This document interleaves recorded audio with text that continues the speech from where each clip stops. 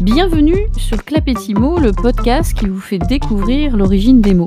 Une initiative recommandée par le concours francophone Les mots en or, avec le soutien de la Fondation Voltaire.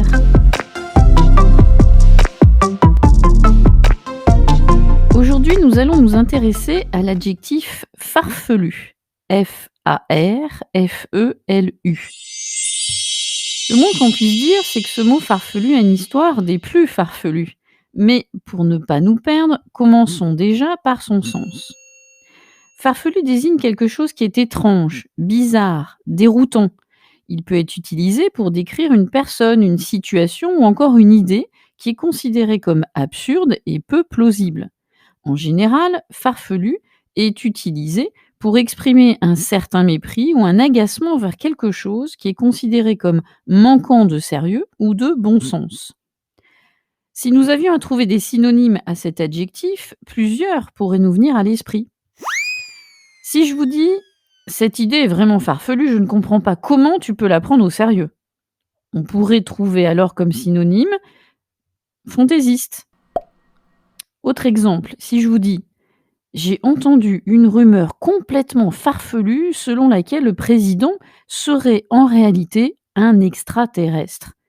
On pourrait alors trouver un synonyme qui serait cette fois-ci absurde. Voici donc en l'état le sens de cet adjectif.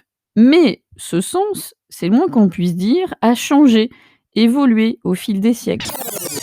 Un auteur que nous connaissons très bien du nom de Rabelais, grand auteur du XVIe siècle, connu pour son Gargantua ou encore son Pantagruel, parlait déjà d'andouille farfelue.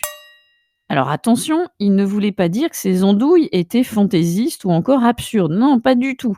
Chez notre fin gourmet, farfelu voulait à cet instant dire que les andouilles décrites étaient bien dodues. Bah oui, parce qu'au départ, l'adjectif avait cette signification, dodu, du moins sans son R, car on disait fafelu.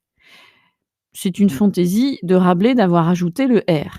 Plus d'un siècle plus tard, d'ailleurs, Madame de Sévigné, dans l'une de ses nombreuses lettres, utilisera ce terme pour lui donner cette connotation identique à dodu.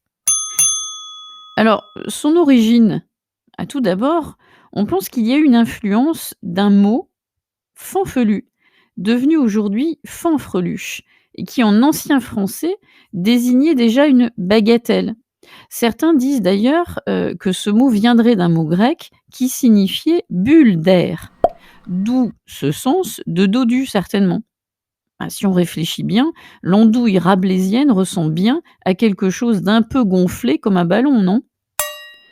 Alors, vous allez me dire maintenant, comment passe-t-on à cet autre sens de surprenant, saugrenu, bizarre, étrange que l'on évoquait au tout début ? Vous savez, l'histoire d'un mot est souvent due à la malice de quelques écrivains. Un certain André Malraux, grand intellectuel du XXe siècle, lui accorde un sens plaisant. Farfelu deviendra sous sa plume l'adjectif qui parle d'une personne fantaisiste et plaisante. Il semblerait qu'il ait inconsciemment, de par sa prononciation, rapproché farfelu de farfadet. Vous savez, ce petit personnage lutin provençal, malin, malicieux et quelque peu taquin.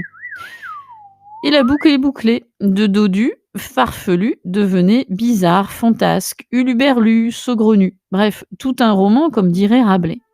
Bon, pas de quoi se pavaner non plus, hein. Mais pourquoi cet air de musique et non pas notre générique habituel ? Réponse au prochain épisode.